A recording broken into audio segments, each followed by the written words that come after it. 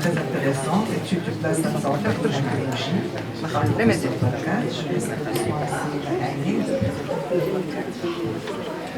أستاذ بركات هنيئا عن التعريف. ومن بركات اللي شخص l'organisation natale aussi HUB aussi président de la société marocaine de l'immunologie.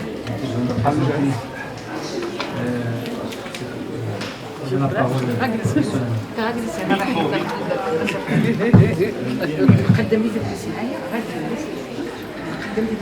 خلينا نشوف اليمين ولا اليسار.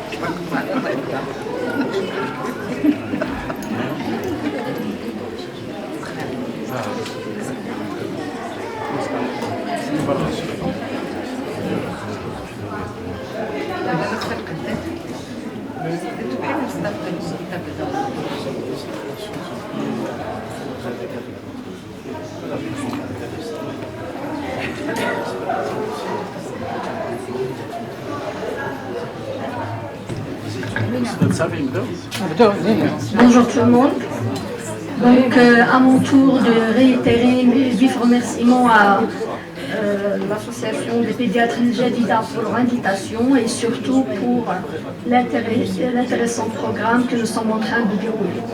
Donc il m'a été demandé de parler de l'importance du placenta en médecine périnatale. Je vais faire un focus particulièrement sur ce qui nous intéresse, nous pédiatres. Et je suis désolée, ça va être beaucoup de narration. Ça va vous changer des cas cliniques de la matinée. Mais je pense que moi-même, lorsque j'ai vu cette revue de la littérature, ça m'a beaucoup intéressée. Je me suis dit qu'il faut approfondir ce sujet. Et je pense qu'il faudrait prévoir dans l'avenir des ateliers sur la thématique, comme vous allez voir. Donc, au fait, le placenta est un organe unique et complexe qui combine des systèmes circulatoires de 2 ou plusieurs individus au sein d'un seul organe dynamique, ayant une durée de vie limitée et courte. Un large spectre des troubles, notamment des infections, ainsi que des anomalies métaboliques, génétiques, circulatoires et de maturation, peuvent affecter son fonctionnement et les implications dont la recherche aujourd'hui parle pour le futur de la prise en charge du nouveau-né en unité de soins intensifs sont extrêmement importantes. Alors, nous allons aussi aborder dans cette conférence la place qu'occuperait l'étude anatomopathologique du placenta pour approcher la pathologie néonatale et ses indications. L'examen du placenta permet en effet de fournir des preuves très importantes pour la prise en charge immédiate de la mère, mais aussi ultérieure. Ça, c'est connu, c'est le plus étudié et c'est pour ce sujet-là qu'il y a beaucoup de data. Pour ce qui est du nouveau-né, c'est un gain d'intérêt ces dernières années, mais c'est également beaucoup de recherches actuellement qui sont en cours, comme vous allez le voir. Et donc, j'ai dit ici que ces informations peuvent également être essentielles pour protéger le médecin traitant en cas d'issue défavorable pour la mère et le fœtus. En d'autres termes, combien on peut rater avoir un dossier complet quant à l'éthiopathogénie de certaines issues défavorables de la grossesse et du nouveau-né lorsqu'on a raté l'étude du placenta. C'est quelque chose de très important à garder en tête. L'examen macroscopique des placentas normaux est rapide et pourtant ça ne se fait pas dans la routine. En réalité, ça demande moins d'1 minute lorsqu'il y a des études qui ont chronométré, c'est-à-dire pour avoir une idée, faire une checklist des éléments essentiels, c'est moins d'1 minute en réalité. Et aujourd'hui, toutes les sociétés savantes de l'obstétrique et de néonatologie sont unanimes sur l'importance de faire cet examen du placenta en même temps qu'on fait un examen du nouveau-né en salle de naissance. Et lorsqu'on dit placenta, c'est cordon ombilical également. Donc ce sont des notions fondamentales.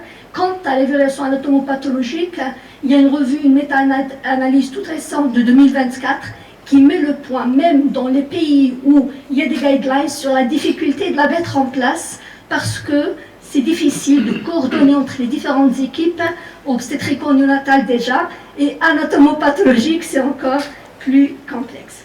Alors parlons de l'examen du placenta en salle de naissance et de ce que ça peut apporter comme information. Alors d'abord, des choses que vous connaissez déjà, le placenta mesure environ 22 cm de diamètre, 2 à 2 cm et demi d'épaisseur, Généralement, à terme, il va peser 470 grammes. Et il faut savoir qu'il y a des différences macroscopiques entre la surface maternelle du placenta, qui est plutôt marron foncé, divisé en lobules et en cotylédons, et la surface fœtale du placenta, qui elle est brillante et plutôt suffisamment translucide pour laisser apparaître une couleur marron derrière les membranes du versant fœtal qui au fait laisse transparaître le tissu villeux sous-jacent. C'est fondamental cet aspect macroscopique parce que nous allons voir des implications pathologiques lorsque c'est anormal déjà macroscopiquement sont très importantes. Au terme de la grossesse, le cordon ombilical mesure en moyenne 55 à 60 cm de longueur et 3 cm de diamètre, mais je vais le développer en long et en large. Et la structure doit être abondamment recouverte de la gélatine de Wharton et surtout, il doit y avoir ni nœud ni thrombose. Et la longueur totale du cordon doit être estimée en salle de naissance car le médecin accoucheur a accès à la fois à l'extrémité fœtale et placentaire. Et c'est fondamental. Et d'ailleurs, ça doit figurer dans le dossier médical, obstétrical, cette longueur du cordon, et on va comprendre pourquoi. Le cordon ombilical normal contient 2 artères et une veine, je ne vous apprends rien, mais surtout, à l'examen placentaire, on doit compter les vaisseaux, soit dans le tiers moyen du cordon ombilical, soit dans le tiers fœtal du cordon ombilical. Pourquoi ? Parce que les artères ont tendance à se souder au niveau du tiers maternel, et donc ceci, les obstétriciens le savent mieux que nous, parce qu'ils analysent théoriquement le placenta plus fréquemment que nous.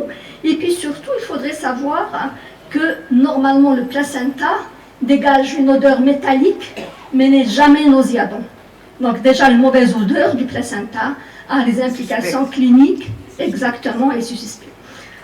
Alors, sa taille du placenta, elle est très importante à garder en tête, parce que normalement, l'épaisseur devrait être au moins de 2,5 cm, mais il faut savoir que les placentas qui ont moins de 2,5 cm sont associés à un retard de croissance intra-utérine.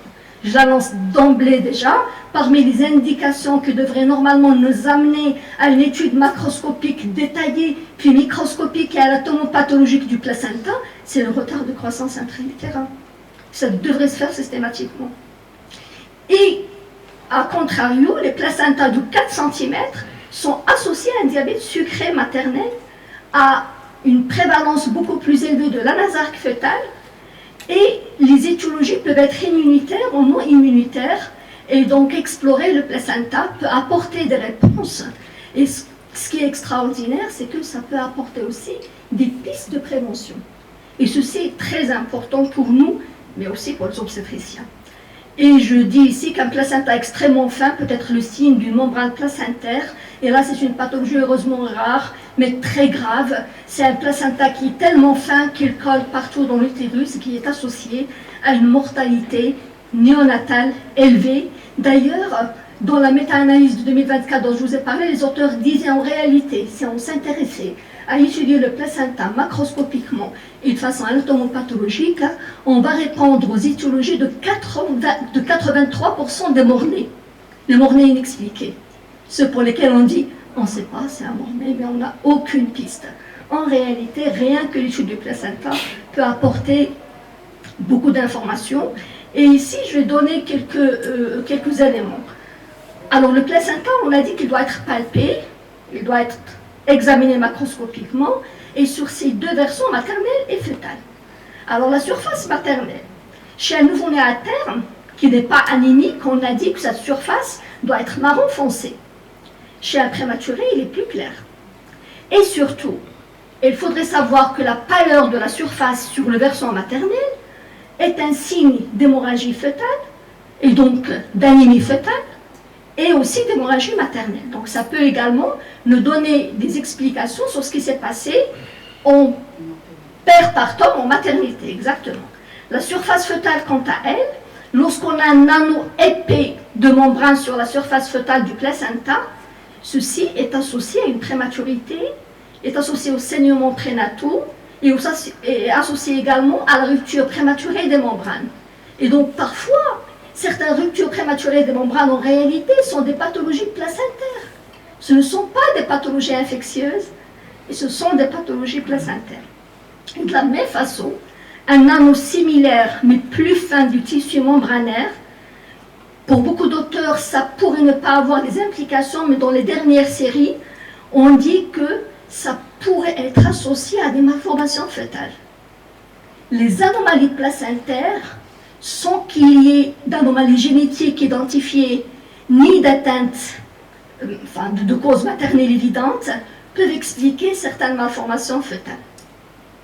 Et puis un élément très important, c'est la consistance et la surface du placenta. Et là, il y a beaucoup de pathologies qu'on ne connaît pas, nous les pédiatres, que les obstétriciens connaissent, mais qui nous interpellent, nous, parce que c'est nous qui gérons les conséquences. Parmi ces pathologies, il faut savoir que normalement, de nombreux petits nodules fermes, blancs, gris ou jaunes se trouvent sur la surface du placenta, mais parfois, lorsqu'ils sont nombreux, ça va constituer ce qu'on appelle l'amnios noueux. L'amnios noueux explique à une grande proportion, sans qu'il y ait d'autres anomalies, l'oligoamnios, la génésie rénale et un mauvais pronostic fœtal. Il y a une autre pathologie de surface qui s'appelle la métaplasie squameuse, qui est fréquente par rapport à l'amnios noueux, mais qui pourrait expliquer le décès inexpliqué d'un jumeau, alors qu'il n'y a pas de malformation, alors qu'il n'y a pas de syndrome transfuseur-transfusé, alors qu'il n'y a rien. La réponse est dans l'anomalie placentaire. Et puis surtout, des bandes de tissu amniotique plus ou moins fragiles peuvent exister.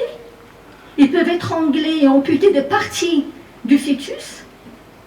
Et ça donne, c'est la fameuse maladie de bride amniotique qu'on connaît tous, dont on peut chercher l'étiologie également dans l'analyse du placenta et des membranes.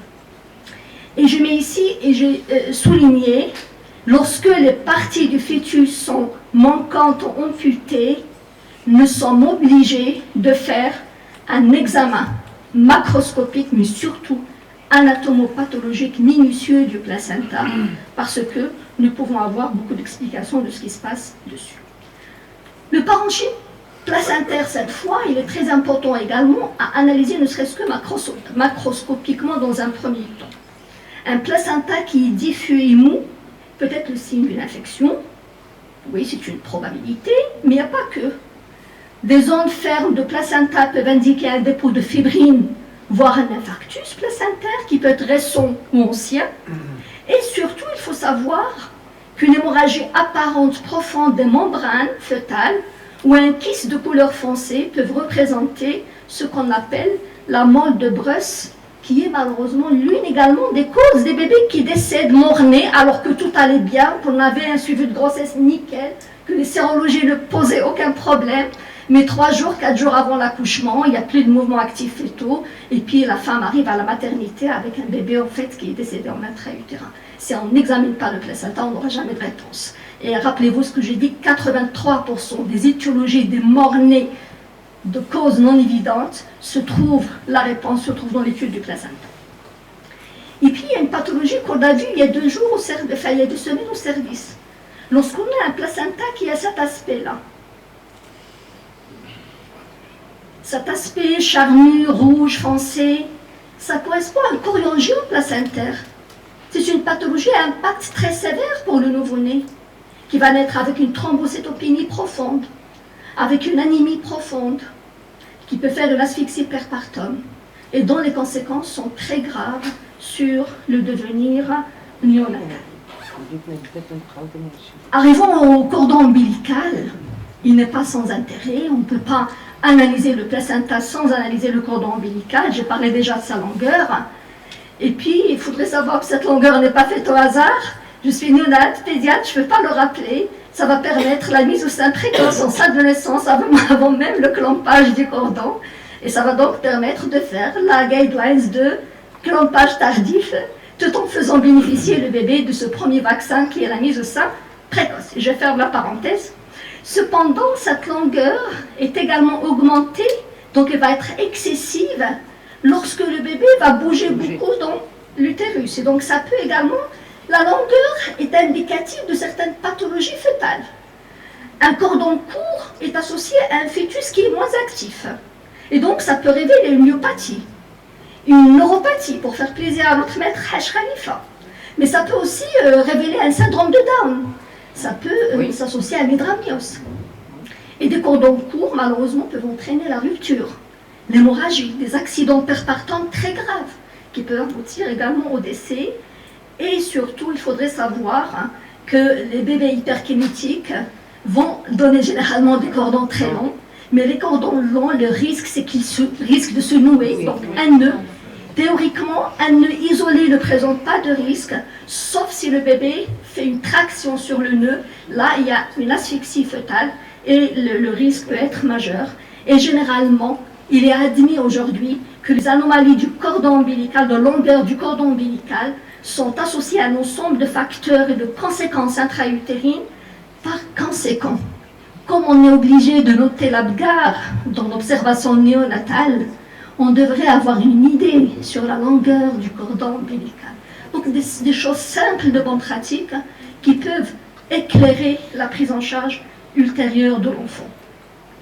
Alors j'ai parlé ici également de l'aspect de ce cordon qui devrait être normalement uniforme, ça veut dire le même diamètre de 2 à 2 cm et demi, et surtout de beaucoup insister sur la qualité du cordon dans certaines pathologies fœtales.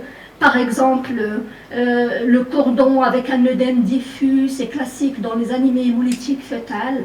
Et donc, on ne doit pas être étonné de voir le cordon comme ça. Et c'est une conséquence, ce n'est pas une cause. Et surtout, on peut voir également des cordons œdémaciés dans les éclampsies sévères, dans le diabète sucré maternel. Et donc, un tas de pathologies maternelles peuvent entraîner des altérations, cette fois de qualité. Mais, nous, néonatologistes, ce qu'on doit savoir, c'est qu'un cordon œdémacié augmente le risque de tachypnée transitoire. Ça, c'est important à prendre en considération. Et ça augmente aussi le risque de certaines maladies de membrane hyaline à terme. Et donc, ce sont des notions importantes à garder en tête.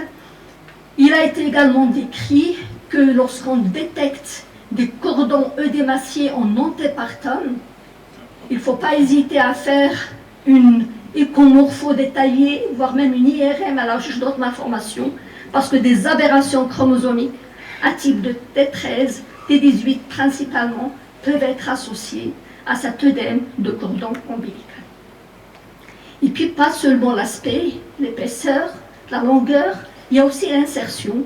Et on sait que le cordon ombilical généralement va s'insérer près du centre du placenta, mais l'insertion qui est dite vélamenteuse du cordon, je vous montre ici un schéma, est associée à certaines situations maternelles, telles qu'un âge avancé maternel, un diabète sucré, c'est également fréquent chez les femmes tabagiques, et surtout, c'est associé à des malformations fœtales, sans qu'il y ait ni aberration chromosomique, ni autres facteurs qui peuvent l'expliquer.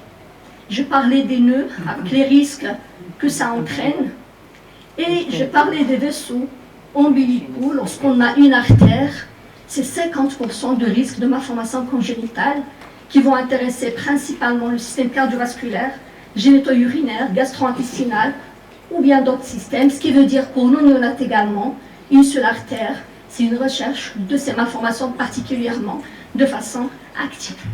Voici déjà tout ce qu'on peut sortir sur le plan macroscopique. C'est simple, c'est facile à faire, ça demande 1 minute, mais il faudrait avoir une checklist de choses à vérifier. Donc la forme globale, l'épaisseur du placenta, l'aspect fœtal, l'aspect maternel, l'insertion du cordon, l'aspect du cordon et sa longueur. C'est une checklist. Voyons quelques aspects pratiques maintenant. Ça me dit, oui, mais que faire de tout ça en pratique?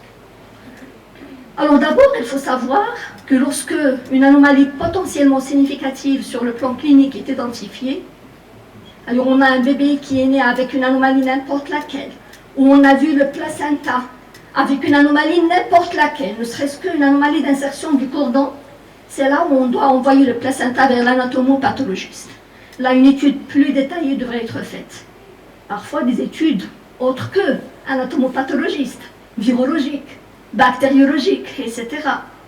Et de toutes les façons, le réflexe de bonne pratique pour les obstétriciens et pour nous, périnatologistes, c'est de toujours faire attention, de bien identifier les choses. Si on a des grossesses multiples, placenta, premier bébé, deuxième bébé, troisième bébé. Si on a également des cordons, la même chose, parce que c'est important d'associer chaque bébé à ses annexes dans l'analyse anatomopathologique. Le deuxième élément, les guidelines sont aujourd'hui connus.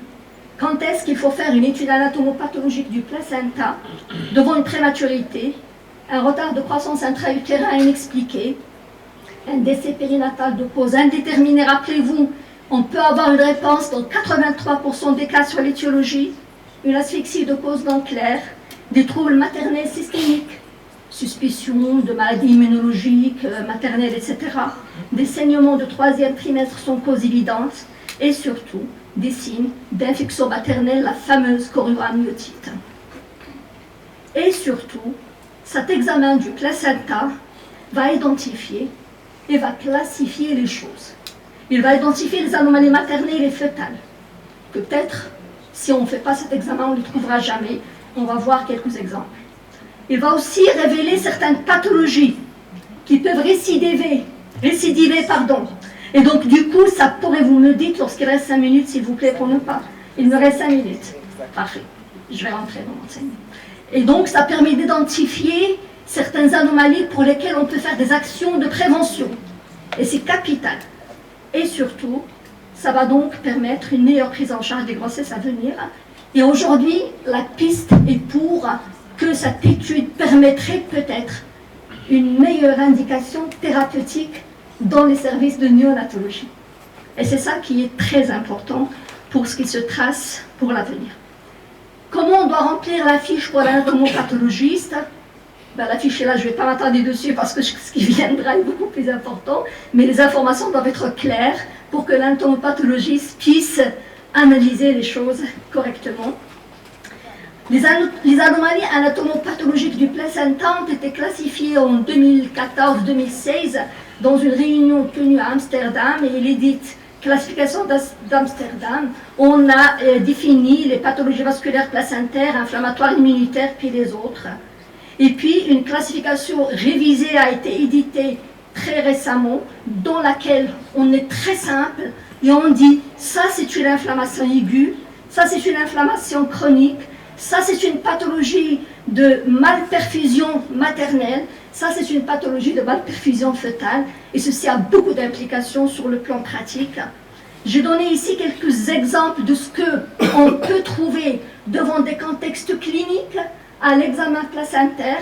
Par exemple, une mort fœtale prématurée, on peut avoir une malperfusion vasculaire maternelle, une insuffisance placentaire, etc. Mais non plus, je ne vais pas trop m'étaler parce que beaucoup de choses peuvent être trouvées, mais je vais insister sur 3 ou 4 exemples avant de finir.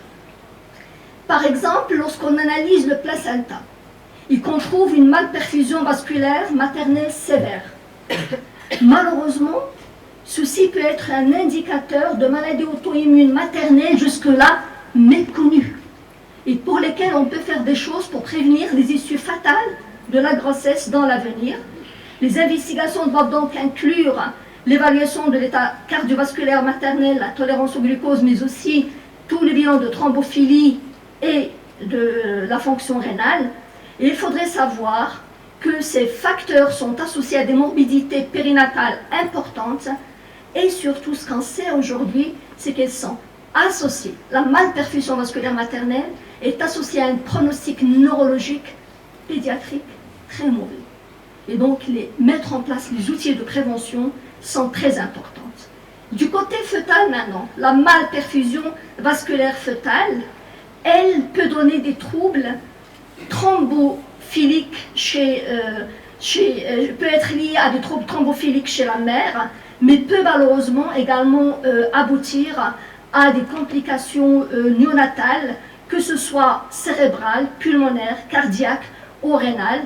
Les vélites et les intervillosites, lorsqu'on les découvre, on sait également qu'il y a un lien étroit entre ces pathologies et presque tout le spectre des thrombocytopénies allo-immunes fœtales et néonatales. Et beaucoup de pistes de prévention peuvent également être détectées. La plus connue, c'est la chorioamniotite, avec tout son impact sur la santé de la mère et du bébé. Et puis, je pense que professeur Mortali, c'est lui qui avait parlé de la dysplasie bronchopulmonaire.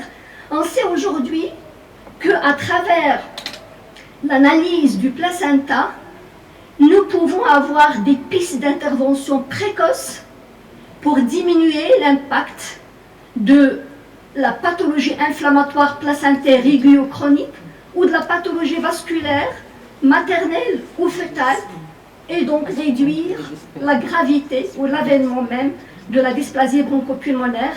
Et dans ce beau papier qui est publié tout récemment dans Frontières Pediatrica, les auteurs disent l'intégration des résultats placentaires dans les soins néonatals tout au long du parcours en unité de soins intensifs et dans le développement de nouvelles thérapies et d'essais cliniques nous aidera à développer davantage de nouvelles stratégies de traitement pour un large éventail de maladies néonatales. Il donne des exemples sur les différentes pathologies. Vous voyez les néonatologistes de la salle, il y a même la NEC, il y a l'hémorragie intraventriculaire, il y a le neurodéveloppement plus tard, il y a tout. Et surtout, le placenta est une source importante et précieuse pour la gestion en unité de soins intensifs. Les récentes avancées technologiques offrent encore plus d'approches potentielles pour exploiter le placenta afin d'améliorer les soins néonatals. Le développement de diagnostics placentaires précoces ou rapides est en pleine effervescence aujourd'hui. Et ceci, soit ce que développera Sibn Ahmed, tout le volet épigénétique et les marqueurs, etc., soit aussi le volet imagerie. Il y a beaucoup de développement grâce à l'intelligence artificielle de l'imagerie placentaire et du cordon ombilical pour répondre à l'éthiopathogénie de certaines affections et agir très tôt. Et dans ce papier, d'ailleurs le titre de ce papier Frontières, c'est la phrase avec laquelle j'ai terminé mon propos. Le titre c'est « Exploiter le placenta pour améliorer les soins néonatales ». Et je pense que ça vous parle mieux aujourd'hui et ça nous parle tous. Exploiter, explorer les deux. Merci beaucoup. Merci Amina pour cette excellente conférence sur le placenta. Tu nous as fait voir sous toutes ses couleurs, en face, derrière, le cordon, tout ça. Je pense que moi qui étais loin du nouveau-né, quand il nous observe. Et moi, avant de donner la parole à la salle, je vais te poser une question. Et à Sima El Aïné, normalement, ce placenta, celui qui l'examine, c'est la sage-femme et le gynéco. Est-ce que ces gens sont bien informés sur l'importance de cette étude? Est-ce qu'ils le font, comme tu le dis, dans les grands centres, ils ne le font pas systématiquement? Et c'est un grand défaut au niveau... Et pourtant, il apporte beaucoup de choses. Et là, je voudrais juste qu'on commence à s'associer avec les gynécos dans des réunions conjointes. Je pense qu'il y a des messages que nos gynécos et les sages-femmes doivent être présentes pour les écouter. Et donc, il faudra prévoir au moins une fois par an une réunion conjointe entre eux et nous. Et la formation de ces personnes qui sont habilitées à donner des réponses aux pédiatres, aux néonatologistes est importante. Je donne la parole à la salle, Madame Haj Khalifa. Madame Barakat, merci. Très passionnant. Ta communication est passionnante, autant elle peut être passionnante, autant elle est désespérante. Je vais te dire pourquoi. Parce qu'elle est passionnante, parce que c'est, franchement, moi, c'est pour la première fois que j'entends, c'est magnifique. La deuxième, et puis ça te permet de trouver la réponse à la pathologie néonatale. Beaucoup de réponses à la pathologie néonatale. Mais désespérante dans la mesure où, plus on avance dans l'âge, et plus cette médecine, du moins la spécialité que nous avons, 7 ans. Je voudrais te poser 2 questions qui figurent dans ta conclusion. N'y a-t-il pas, à titre indicatif, une relation, est-ce qu'une échographie bien faite, finement faite, permet a priori de faire le diagnostic de cet état placentaire? Première chose. Et là, admettons que les gens ne regardent pas. Quel est le pourcentage de fiabilité d'une échographie par rapport aux lésions que tu as décrites? La deuxième chose aussi, tu nous pousses encore non seulement à décrire les anomalies du placenta, mais tu le pousses à aller chercher la cause de ces anomalies placentaires. Et c'est pour ça que l'une des pistes, qu'est-ce que tu as dit tout à l'heure, l'une des pistes serait celui de l'épigénétique qui pourrait peut-être expliquer en partie la cause de ces anomalies. En tous les cas, c'est vraiment passionnant. Moi, je n'aime pas me plaindre dans les congrès, parce que si on se plaint, on ne s'arrête pas. Je vais au congrès, tu les plaindre. Ouais, le carnet de santé n'est même pas rempli. Le carnet de santé n'est même pas rempli. Même Ammar, je suis en train de placenta. Dernière question, Sam. Donc, merci professeur Barakat. Effectivement, le placenta est source d'information, il faut savoir l'exploiter. On avait partagé avec vous l'expérience à propos d'un cas. Récemment, à toute la néonatologie, pour faire le diagnostic de la tuberculose de la période latente, c'est le diagnostic le plus difficile pour aboutir. Et donc, on a traité comme infection néonatale, et c'est un hypotrophe. Donc, le message, c'est que devant tout hypotrophe, il faut y penser, exploiter. Donc, moi, le diagnostic, c'est exploiter la maman, la radio. Mais, si on avait exploité le placenta, ça a un diagnostic rapide. Voilà. Oui, merci professeur Barakat. Donc, en ce qui concerne l'examen du placenta, je crois que le partogramme, on doit obliger à une partie, la partie placenta pour le partogramme. Moi, je me rappelle pour les registres des années 80, des années 70, il y a toujours marqué le poids du placenta et l'aspect du placenta. Et c'était simplement des registres. Là, on a la possibilité d'avoir des partogrammes. Il faut qu'il y ait une partie où on détaille les éléments à examiner au niveau du placenta. Et c'est une tâche obligatoire normalement de la sage-femme. Le sujet est vraiment passionnant, donc je ne vais pas trop m'attarder, mais juste pour vous dire qu'à chaque fois il y a un changement, alors les choses qui se rajoutent au travail de la sage-femme, il y a de la résistance, c'est clair. Moi je dirais pourquoi ne pas mettre au moins des petites images de placenta normal, comme ça au moins ça donne des idées sur le placenta pathologique. Donc peut-être mettre ça au niveau des salles d'accouchement, ça va inciter les gens à voir à chaque fois qu'il y a une curiosité pour penser à un examen natal. Merci Madame Barakat. Alors, on dit toujours le nouveau-né c'est le miroir de sa maman. En fin de compte, 7 mois, 9 mois, c'est un produit final. Et je réponds à Madame Oulil. Ça fait 15 jours, 3 semaines maintenant qu'on a se réuni avec les obstétriciens, tout ce qui est diagnostic anténatal.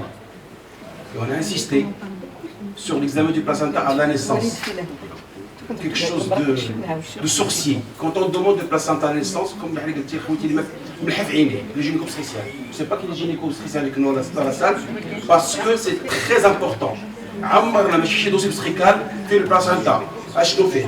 Même le coach gémellaire, monocorébiamniotique, même si tu étudies le placenta comme la skin, tu peux dans la pâte, il n'arrive pas même pas à séparer les divisions anastomoses entre les deux. Donc c'est très difficile. Maintenant, j'aimerais bien que vous refaites cette présentation au sein d'un staff d'obstétrique, parce que c'est le plus concerné. Le placenta est important, c'est le mat depuis des années, l'examen du placenta macroscopique et microscopique. Et donc le staff NIT, je connais qu'un fait, les généticiens, les anatomopathologistes, ont même créé une unité de phytopathologie. Mort fait un hétéro, l'autre il est vivant, pourquoi il est décédé? Ça fait mettre ça dans le fausse couche, avortement tardif, mettre ça fait de la grosse, c'est bon. Ablation chromosomique, c'est bon, ça fait il y a pas. Donc c'est très important. Normalement, quand on même demande l'amnèse, réellement d'anesthésie générale, l'anesthésie générale rachnésie, le cordon ombilical dans le placenta dans le donc c'est un problème de collaboration qui n'existe pas. Alors j'assume ma responsabilité, je dis ce que je dis. La collaboration entre les pédiatres n'existe pas dans n'importe quel secteur. Voilà. Merci beaucoup à tous pour ces interventions très pertinentes. Je suis contente, ça veut dire que le sujet a intéressé. Je pense que ça doit être un atelier en long et en large pour discuter tous ces points. Alors moi je vais résumer mes réponses très rapidement. D'abord, oui, je suis d'accord. C'est la sage-femme, normalement, ou l'accoucheur, on dit l'accoucheur en général, celui qui a fait l'accouchement, qui devrait regarder le placenta, c'est la logique. Mais attention, nous c'est la base. Mais nous, pédiatres, néonatologistes, Lorsque nous sommes interpellés par des anomalies néonatales, la liste que j'ai décrite, demandons, avant que ce soit trop tard, parce que le placenta est jeté très rapidement, de regarder ce placenta et demandons à ce qu'il soit envoyé à l'anatomopathologie. Moi, la question m'a intéressée depuis 6 ans parce qu'on a pris une PhD. À la base, on voulait nous intéresser aux stillbirths, les morts-nés. C'était ça l'étude, la question de recherche il y a 6 ans. Et puis, on a demandé à faire des autopsies. On n'a jamais pu avoir l'accord. Parce qu'apparemment, il n'y a pas de législation qui permet l'autopsie à un nouveau-né, mort-né, sauf dans des conditions suspectes. Donc, on a bloqué. Donc, au fait, on a pris l'autre voie, on s'est intéressé au placenta. Et c'est extraordinaire ce qu'on avait sorti. On a appris qu'au fait, sur presque 25% des chorioamniotites authentiques, avec fièvre et tout, ce sont des chorioamniotites aseptiques, purement inflammatoires.